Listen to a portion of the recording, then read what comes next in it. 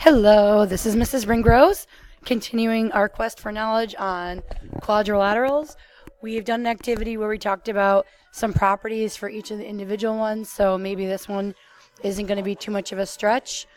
The big thing I want to kind of make clear for you, though, with this section is the difference between the definition and the properties, because after this section, we're going to prove that things are parallelograms, and we want to make sure we're using the right vocabulary.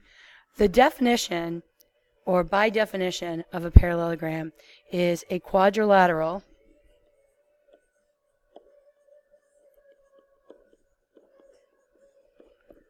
with two pairs of opposite sides parallel.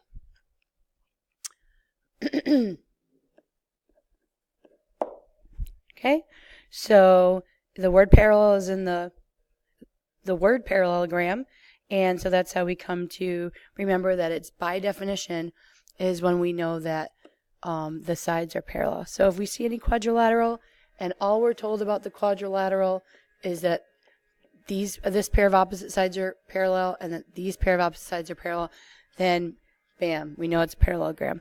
And then we can use a whole bunch of other things about the sides being parallel to discover other things about our quadrilateral. So that's the definition. All right. If you printed these slides from Google Classroom, you can just draw right on these. Otherwise, you're going to be drawing a parallelogram a lot in your notes, but that's okay too, because drawing is fun. So there's several properties of parallelograms, and the first property is that anytime we are told something is a parallelogram, or if we can first prove something is a parallelogram, then we know that the opposite sides are also congruent. Okay? Opposite sides, I should say congruence theorem. Sorry about that. Opposite sides congruence theorem. A second property is once we know something is a parallelogram, or we proved it to be a parallelogram, is that we now know that the opposite angles are congruent also. So here's my parallelogram. This angle is across from this angle, so those two would be congruent. And then this angle is across from this angle, so those would be congruent. If it's not a parallelogram, you can't assume that.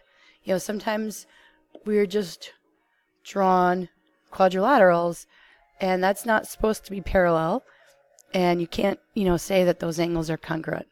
So make sure it's a parallelogram first.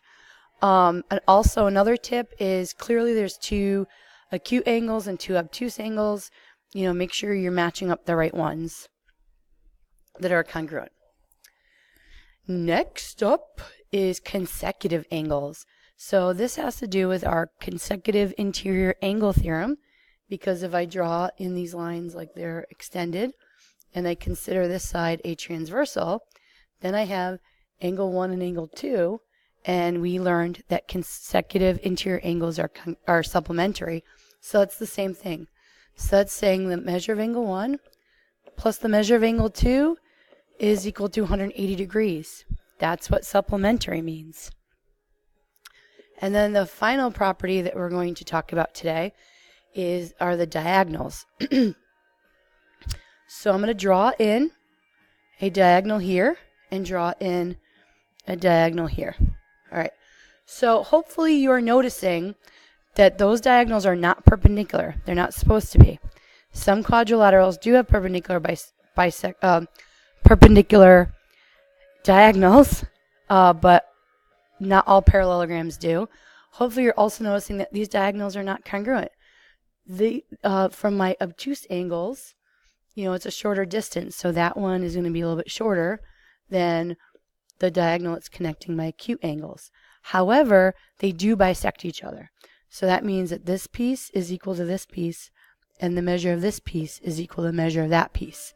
So if my long diagonal is 24, then we could say, half of that is 12, and so on. And we could use those properties in that fashion. All right, so make sure you have a good understanding of what all these properties mean, because that's what we're going to practice. I just have a couple examples for you. and I'm going to let you get to it yourself. So I like these examples because there's a lot going on and you have to find different things. But the first one, we were told it's a parallelogram because the opposite sides are parallel. And we got to find x and y.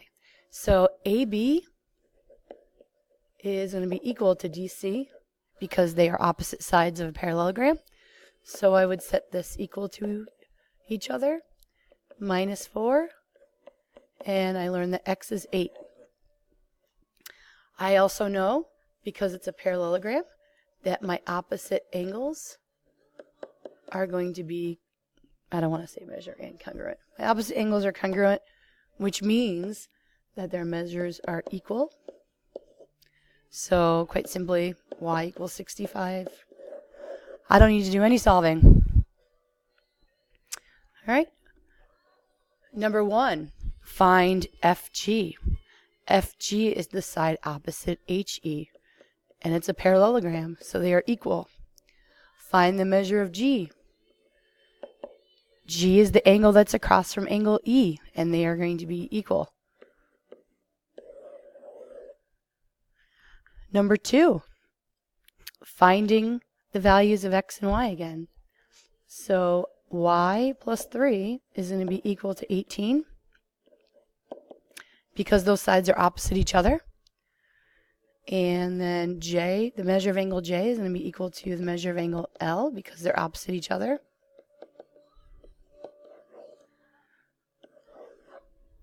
And that's all there is to it. Again, stop me and we rewatch it if you have any questions. And then sometimes you'll get something with a whole lot of information, and you just have to go through it and pick it out. I'm actually going to label it right on the diagram, and I'm going to let you, assign it to the pieces on the right. If KJ is 25, then GH is 25. If GK is 15, HJ is 15. If J is 135, angle J is 135, this big angle is 135. Okay, that means that this angle is 180 minus 35, so this is 45. And then that means this is 45. If HL is 13, then that means K to L is 13, and that means HK is 26, because I add them together, right? I don't know if that's one that you have to find, but, oh, KH, yep. And the same thing for my other diagonal. If GL is 12, LJ is 12, and then we have the whole thing, GJ is going to be 24.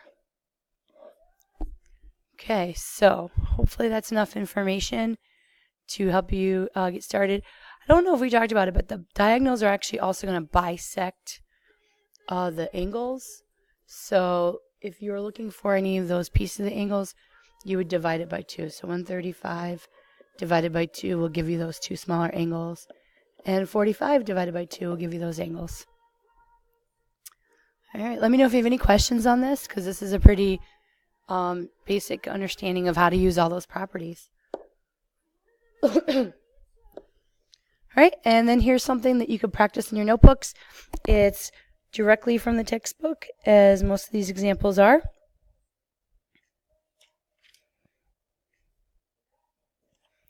Sorry, I'm just listening to my music. I will put up some answers in a second. You just get started on them.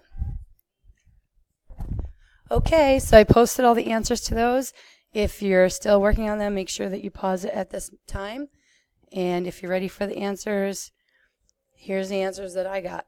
So again, come in with really good questions, and we'll go over some harder questions in class to make sure that you're, applying these properties correctly.